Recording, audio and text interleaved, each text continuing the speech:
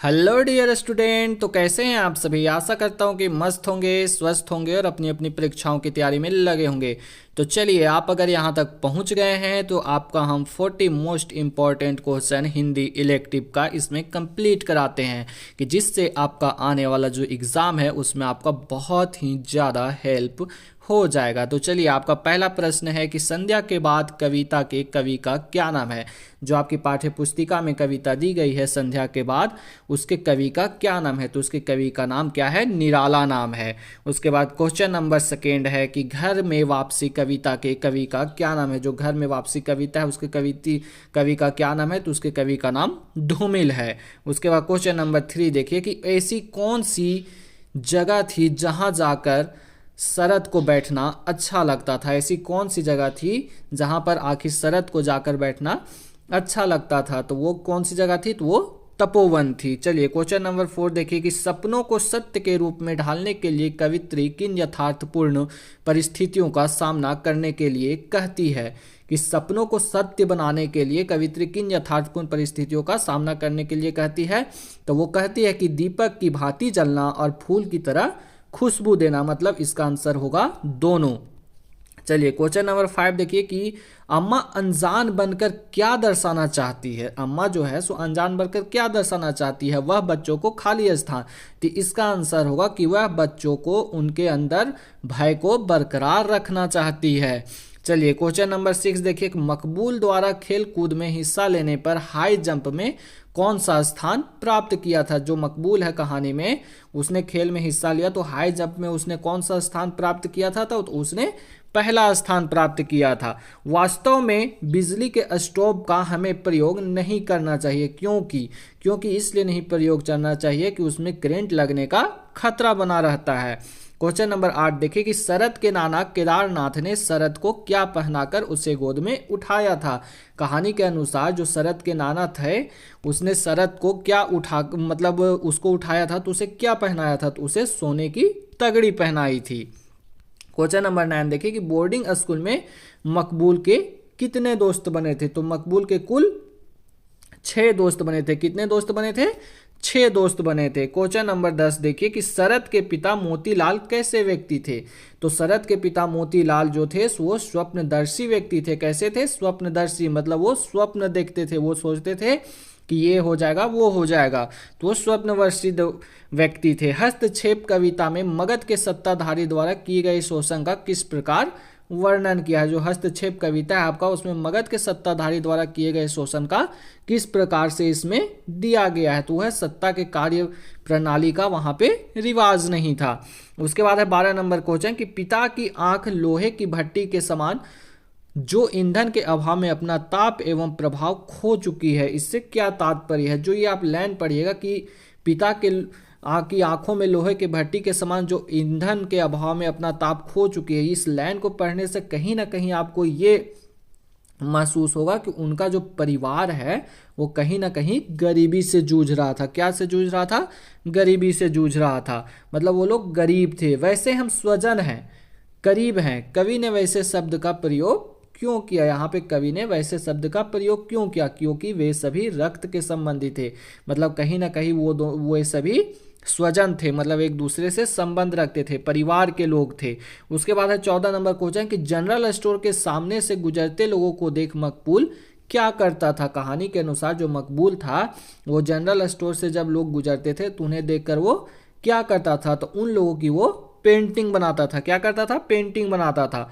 मौलवी अकबर ने मकबूल को इलम मतलब होता है ज्ञान, इलम पर कितने मिनट का भाषण याद करवाया। कितने मिनट का भाषण उसको मतलब याद करवाया। तो 10 मिनट का भाषण याद करवाया। क्वेश्चन नंबर 16 देखिए कि डॉक्टर मनवरी का लड़का अरशद को किस चीज का शौक था।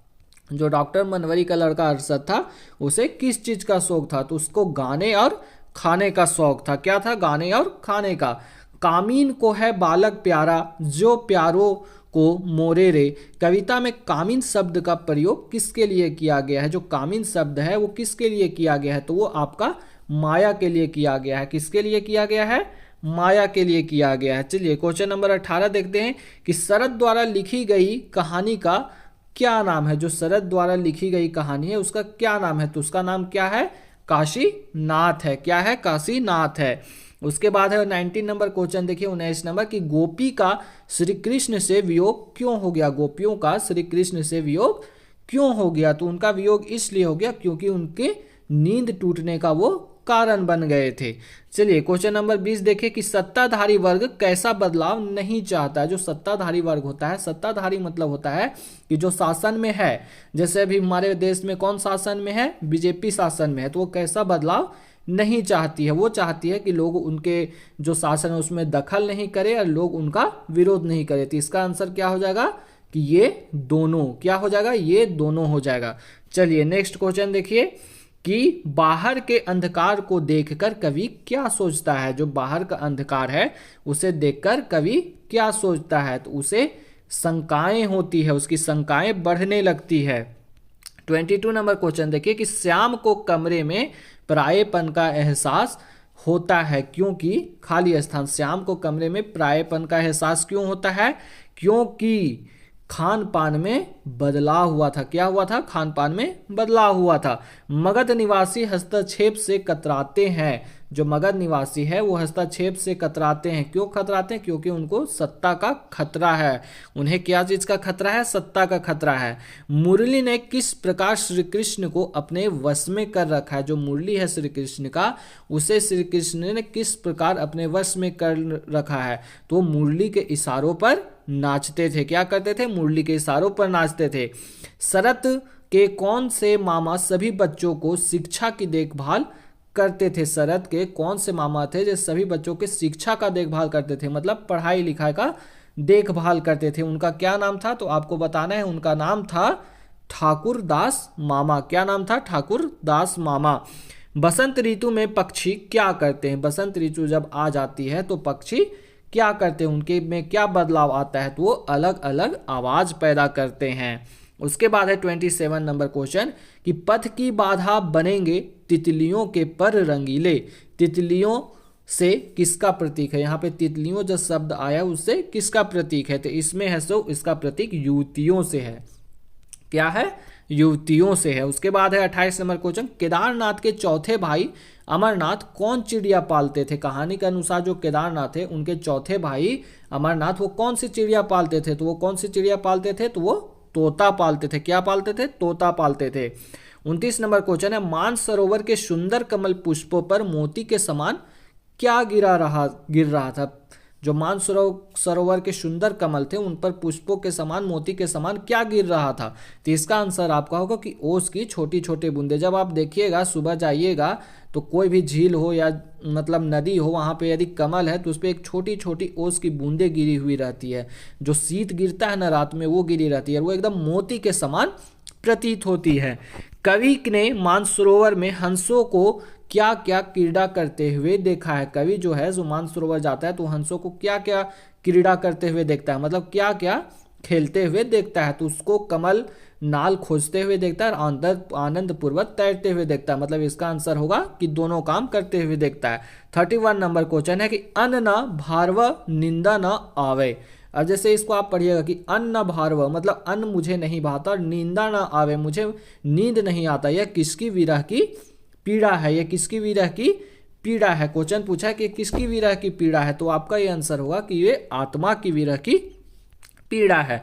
उसके बाद है 30 नंबर क्वेश्चन, जागृति अनिंद्रा भावनिशा अंधेरी किसकी ओर इशारा कर रही है? जो शब्द है जागृति, जागृति मतलब होता है जागना, अनिंद्रा मतलब होता है नींद ना आना, और भावनिशा अंधेरी मतलब भाव में अंधकार छा जाना, किसकी ओर इशारा कर रहा है? तो इसका आंसर होगा कि गहन निराश पूर्वक वातावरण। गहन निराश पूर्वक वातावरण मतलब कि एकदम दुख है, किसी प्रकार का खुशी का कोई भी माहौल नहीं है। 33 नंबर क्वेश्चन है, मानो और सुकिया कौन है? अब मानो और सुकिया ये कौन सा चैप्टर का है? ये तो ये आपका खाना बदोश चैप्टर का है। कौन सा चैप्टर का है? खाना बदोश चैप्टर का। तो मानो और सुकिया क्या है? तो मजदूर है, और ये दोनों क्या है? पति पत्नी है। खाना बदोश कहानी में भट्टे का मालिक कौन है? भट्टे का मालिक कौन है? तो भट्टे का मालिक मुख्तार सिंह है। उसके बाद है उसकी माँ कहानी के लेखक नौकर के हाथ में किसका कार्ड देखकर घबरा गए? उसकी माँ जो कहानी है उसमें लेखक नौकर के हाथ में किसका कार्ड देखकर घबरा गए? तो पुलिस सुप्रीडेंट का कार्ड देखकर घबरा गए। बलिया के ददरी मेले में भारतवर्ष की उन्नति कैसे हो विषय पर भाषण किसने दिया था? तो किसने दिया था आप बताइए? तो दिया था इसको भरतेंदु हरिश्चंद्र ने दिया था डियर स्टूडेंट। उसके बाद है ज्योतिबा फुले ने आदर्श परिवार किसे माना है? तो अगर आप ये चैप्टर पढ़िएगा ज्योतिबा फुले तो उसमें आदर्श परिवार उन्होंने माना है कि पिता बौद्ध हो, माता ईसाई हो, बेटी मुसलमान हो और बेटा सत्य धर्मी हो, उसे आदर्श परिवार माना है। खाना बदोश कहानी में महेश को किसकी लत लग गई थी? जो खाना बदोश कहानी है उसमें महेश को किसकी लत लग गई थी? तो शराब की लत लग गई थी। और इसकी पत्नी का क्या नाम था? तो इसकी पत्नी का नाम सिकनी था। क्या नाम था? सिकनी नाम था। उसके बाद नेक्स्ट क्वेश्चन देखिए 39 नंबर क्वेश्चन कि भाभी ने गोपाल को चोरी छिपे सिगरेट पीते कहाँ देखा था? तो उन्हें गैलरी में देखा था। 40 नंबर क्वेश्चन देखिए लास्ट क्वेश्चन, मकबूल ने ऑयल कलर की ट्यूब खरीदने के लिए अपनी कौन सी किताबें बेच दी थी? तो उसने भूगोल और इतिहास की किताबें बेच दी थी। तो चलिए बहुत बहुत धन्यवाद जो आप यहाँ तक रुके। Thank you very much and आपका दिन शुभ हो।